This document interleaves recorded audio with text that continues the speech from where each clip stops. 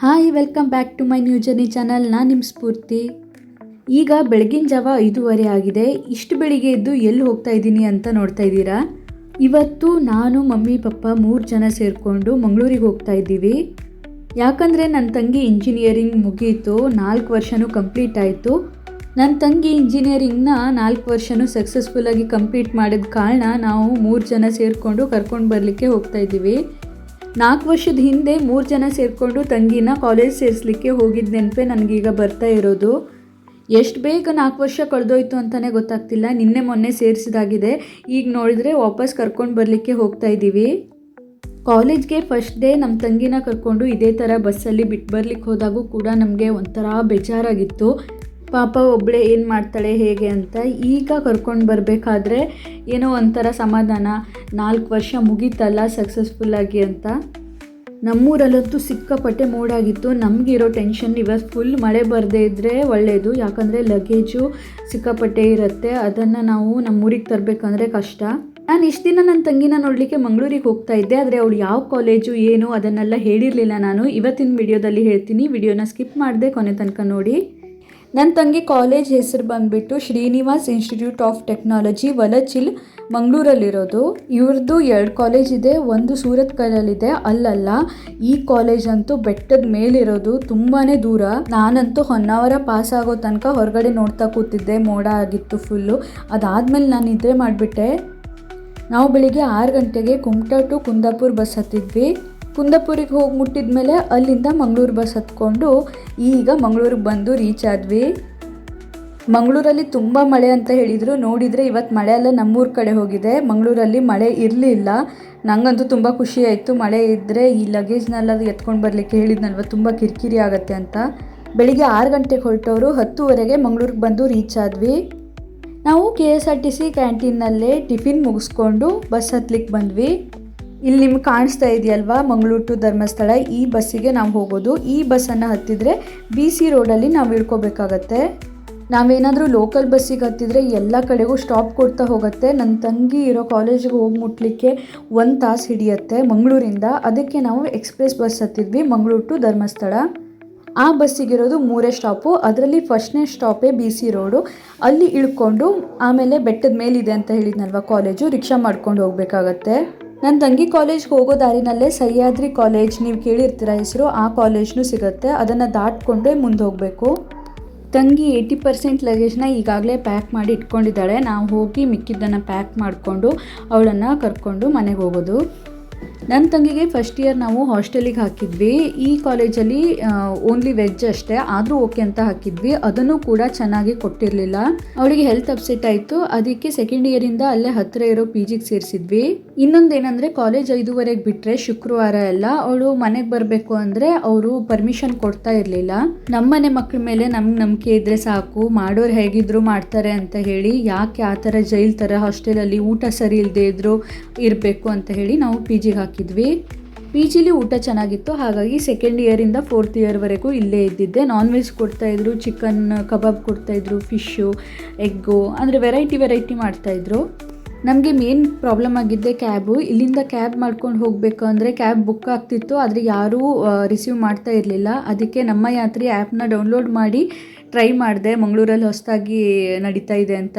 ನಮ್ಮ ಅದೃಷ್ಟಕ್ಕೂ ಏನೋ ಗೊತ್ತಿಲ್ಲ, ಲಾಸ್ಟ್ ಕೊನೆದಾಗಿ ಮಾಡೋಣ, ಇಲ್ಲಾದರೆ ಪ್ರೈವೇಟ್ ಕ್ಯಾಬ್ ಮಾಡ್ಕೊಂಡು ಹೋಗಬೇಕಿತ್ತು. 1,000 ಕೇಳಿದರು. ಏನೋ ನಮ್ಮ ಅದೃಷ್ಟಕ್ಕೆ ಲಾಸ್ಟ್ ಒಬ್ಬರು ಬಂದರು. ಆ ವಿಡಿಯೋನೆಲ್ಲ ಮಾಡಲಿಕ್ಕಾಗಲಿಲ್ಲ, ಸ್ವಲ್ಪ ಲಗೇಜ್ ಎಲ್ಲ ಹಾಕೋದಿತ್ತಲ್ವ. ಅವರಿಗೆ 600 ಕೊಟ್ವಿ ನಾವು. AC ಕಾರಾಗಿತ್ತು. ಅಲ್ಲಿಂದ ಕಾಲೇಜಿಂದ ಅವರು ಬಸ್ ಸ್ಟ್ಯಾಂಡ್ ತನಕ ನಮಗೆ ಬಿಟ್ಕೊಟ್ರು. ಬಸ್ ಸ್ಟ್ಯಾಂಡಲ್ಲಿ ಲಗೇಜ್ ರೂಮಲ್ಲಿ ಲಗೇಜ್ನೆಲ್ಲ ಇಟ್ಟು ವಾಪಸ್ ಬರಬೇಕಾದ್ರೆ ನನ್ನ ತಂಗಿ ಫ್ರೆಂಡ್ ಒಬ್ಬರು ಸಿಕ್ಕಿದ್ರು. ಊಟದ ಟೈಮ್ ಆಗಿರೋದ್ರಿಂದ ಅಷ್ಟು ಜನ ಊಟ ಮಾಡಿಕೊಂಡೇ ಊರಿಗೆ ಹೊರಡೋಣ ಅಂತ ಹೇಳಿ ಹೋಟೆಲ್ ಹುಡ್ಕೊಂಡು ಹೋದ್ವಿ. ಅಲ್ಲೇ ಹತ್ತಿರದಲ್ಲಿ ನಮಗೆ ಆಂಧ್ರ ವೈಭವಮ್ ಅಂತ ಹೋಟೆಲ್ ಸಿಕ್ತು. ಫ್ಯಾಮಿಲಿ ಸಮೇತ ನಾವು ಹೊರಗಡೆ ತಿರುಗಾಡೋಕೆ ಹೋಗೋದೇ ಕಡಿಮೆ. ಇನ್ನು ಮತ್ತೆ ಯಾವಾಗ ಮಂಗಳೂರಿಗೆ ಬರ್ತೀವೋ ಏನೋ ಗೊತ್ತಿಲ್ಲ. ಅದಕ್ಕೆ ಸ್ಪೆಷಲ್ಲಾಗಿ ಇವತ್ತು ಊಟ ಮಾಡೋಣ ಅಂತ ಹೇಳಿ ಇಲ್ಲಿಗೆ ಬಂದ್ವಿ. ಇಲ್ಲಿ ಆಂಧ್ರ ಸ್ಪೆಷಲ್ ಊಟ ಇರುತ್ತೆ. ನಾವು ಆಂಧ್ರಕ್ಕೆ ಹೋಗೋದಕ್ಕಿಂತ ಆಂಧ್ರ ಹೋಟೆಲೇ ನಮ್ಮೂರಲ್ಲಿದೆ, ಇಲ್ಲೇ ಆಂಧ್ರ ಸ್ಟೈಲ್ ಫುಡ್ನ ಟೇಸ್ಟ್ ಮಾಡೋಣ ಅಂತ ಬಂದ್ವಿ. ಹೋಟೆಲ್ ಆ್ಯಂಬಿಯನ್ಸ್ ತುಂಬಾ ಚೆನ್ನಾಗಿತ್ತು. ಈ ಹೋಟೆಲಲ್ಲಿ ವೆಜ್ಜು ನಾನ್ ವೆಜ್ಜು 2 ಸಿಗುತ್ತೆ. ನಾವು ನಾನ್ ವೆಜ್ ಮೀಲ್ಸ್ನ ಆರ್ಡ್ರ್ ಮಾಡಿದ್ವಿ. ಪರ್ ಪ್ಲೇಟಿಗೆ 290 ರುಪೀಸ್. ನಾನ್ ವೆಜ್ ಐಟಮ್ನ ಮತ್ತೆ ರೀಫಿಲ್ ಮಾಡಲ್ಲ, ವೆಜ್ ಆದರೆ ಮಾಡ್ತಾರೆ. ರೈಸ್ನ ಎಷ್ಟು ಸರಿ ಬೇಕೋ ಅಷ್ಟು ಸರಿ ನೀವು ತೊಗೊಂಡು ಊಟ ಮಾಡ್ಬೋದು. ನಾನ್ ವೆಜ್ಜಲ್ಲಿ 2 ವೆರೈಟಿ ಕೊಟ್ಟಿದ್ರು, ಒಂದು ಗ್ರೇವಿ ವಿತ್ 1 ಪೀಸ್, ಆಮೇಲೆ ಚಿಕನ್ ಫ್ರೈ ಅಂತ ಕೊಟ್ಟಿದ್ರು 4 ಪೀಸ್ ಇತ್ತು. ವೆಜ್ಜಲ್ಲಿ ಚಟ್ನಿ, ಉಪ್ಪಿನಕಾಯಿ, 2 ವೆರೈಟಿ ಸಾರು, ಪೊಟೆಟೊ ಫ್ರೈ, ಮೊಸರು ಮತ್ತು ಸ್ವೀಟು, ಪಾಪಡ್ ಕೊಟ್ಟಿದ್ರು. ಊಟ ನಮ್ಮೆಲ್ಲರಿಗೂ ಇಷ್ಟ ಆಯಿತು. ಊಟ ಇಷ್ಟ ಆಯಿತು ಅಂದರೆ ನಾವಿಲ್ಲಿ ಬಂದಿದ್ದು ಸಕ್ಸಸ್ ಆಯಿತು ಅಂತಲೇ ಅರ್ಥ. ಈಗ ನಾವು ಊಟ ಮುಗಿಸ್ಕೊಂಡು ಬಸ್ ಸ್ಟ್ಯಾಂಡಿಗೆ ಹೋಗ್ತಾ ಇದ್ದೀವಿ. ಬಸ್ ಸ್ಟ್ಯಾಂಡಿಗೆ ಬಂದಮೇಲೆ ಲಗೇಜ್ನ ಮತ್ತು ನಮ್ಮನ್ನ ಯಾವ ಬಸ್ಸಿಗೂ ಹಚ್ಕೊಳ್ಳಿಲ್ಲ. ನನಗಂತೂ ತುಂಬಾ ಬೇಜಾರಾಯಿತು. ನಮ್ಮ ಸಿಸ್ಟಮ್ ಎಷ್ಟು ಹಾಳಾಗಿದೆ ಅಂದರೆ ಬಸ್ ಡ್ರೈವರು ಕಂಡಕ್ಟ್ರು ಅವ್ರದ್ದೇ ಬಸ್ ಅನ್ನೋ ಥರ ಮಾಡಿಕೊಂಡು ಅವ್ರವ್ರ ಜನನೇ ಹಚ್ಕೊಂಡು ಹೋದರು. ಗೌರ್ಮೆಂಟಿಂದ ಲೇಡೀಸ್ಗೆ ಫ್ರೀಯಾಗಿ ಪ್ರಯಾಣ ಮಾಡುವಂಥ ಸೌಲಭ್ಯ ಮಾಡಿಕೊಟ್ರೂ ಕೂಡ ಈ ಡ್ರೈವರ್ ಕಂಡಕ್ಟ್ರ್ ಕಾಲದಿಂದ ನಾವು ಅದನ್ನು ಇವತ್ತು ಯೂಸ್ ಮಾಡ್ಕೊಳ್ಳಿಕ್ಕೆ ಆಗಲಿಲ್ಲ. ತುಂಬ ದೌರ್ಜನ್ಯ ಮಾಡಿದರು. ಅದ್ರ ಬಗ್ಗೆ ಇನ್ನೊಂದು ದಿನ ನಾನು ಡೀಟೇಲ್ ಆಗಿ ಏನಾಯಿತು ಅನ್ನೋದನ್ನು ವಿಡಿಯೋ ಮಾಡಿ ಹಾಕ್ತೀನಿ. AC ಬಸ್ಗಾದರೆ ದುಡ್ಡು ತೊಗೊತಾರಲ್ವ, ಅದಾದರೆ ಅದು ಮನೆಗೆ ಹೋಗ್ಬೇಕಲ್ವ ಹೇಗಾದರೂ ಮಾಡಿ. ಅದಕ್ಕೆ ಇವತ್ತು ಕಾರವಾರಿಗೆ ಹೋಗುವಂಥ ಬಸ್ಸು ಹತ್ಕೊಂಡು ಕುಮಟದಲ್ಲಿ ಇಳ್ಕೋಬೇಕು ಅಂತ ನಾವು ಡಿಸೈಡ್ ಮಾಡಿ AC ಬಸ್ಸನ್ನ ಹತ್ತಿದ್ವಿ. ಈ ಬಸ್ಸಿಗೆ ಲಗೇಜ್ನೆಲ್ಲ ಹಾಕಿ ಈ ಬಸ್ಸಲ್ಲೇ ಇವತ್ತು ನಾವು ಟ್ರಾವೆಲ್ ಮಾಡ್ತಾ ಇದ್ದೀವಿ. ಯಾರಿಗೆ ಬೇಜಾರಾಯಿತು ಏನೋ ಗೊತ್ತಿಲ್ಲ, ನಮ್ಮ ಮಮ್ಮಿಗಂತೂ ಫುಲ್ ಖುಷಿಯಾಗಿಬಿಟ್ಟಿದೆ. ಆ ಬಸ್ಸಲ್ಲಿ ಲಗೇಜೆಲ್ಲ ಹಾಕ್ಕೊಂಡು ಶೆಕೆಯಲ್ಲಿ ಹೋಗೋದಂದರೆ ತುಂಬಾ ಕಷ್ಟ. ದುಡ್ಡು ಕೊಟ್ಟರು ಅಡ್ಡಿಲ್ಲ, ಅವ್ರ ಹತ್ರ ಯಾರು ಹೇಳಿಸ್ಕೊಳ್ಳೋದು ಅಂತ ಹೇಳಿ ನಾವು ಆರಾಮಾಗಿ ಹೋಗೋಣ ಅಂತ ಹೇಳಿ ಈ ಬಸ್ಸಿಗೆ ಲಗೇಜ್ ಹಾಕ್ಕೊಂಡು ಆರಾಮಾಗಿ ಊರಿಗೆ ಹೊರಟ್ವಿ. ಇನ್ನು ಸದ್ಯಕ್ಕೆ ಮಂಗಳೂರು ಕಡೆ ನಾವು ತಲೆ ಹಾಕಿ ಮಲಗಲ್ಲ, ಯಾಕಂದರೆ ಕಲ್ತಲ್ಲ ಆಯ್ತಲ್ವ, ಈ ಕಡೆ ಮತ್ತೆ ಬರೋದು ಕಡಿಮೆನೇ. ಇನ್ನು ಯಾವಾಗ ಬರ್ತೀವೋ ಗೊತ್ತಿಲ್ಲ, 1 ವರ್ಷ ಬಿಟ್ಟು 2 ವರ್ಷ ಬಿಟ್ಟೋ ಗೊತ್ತಿಲ್ಲ. ಸ್ವಲ್ಪ ಬೇಜಾರಾಯಿತು. ಜೀವನದಲ್ಲಿ ಹಾಗೆ ಅಲ್ವಾ, ಏನೋ ಒಂದು ಮುಗಿತಾ ಇದೆ ಅಂದರೆ ಇನ್ನೊಂದು ಹೊಸ ಪ್ರಾರಂಭ ಆಗೇ ಆಗುತ್ತೆ. ಆ ಮಧ್ಯದಲ್ಲಿ ನಾವು ಅದನ್ನು ಖುಷಿಯಾಗಿ ತೊಗೋಬೇಕು.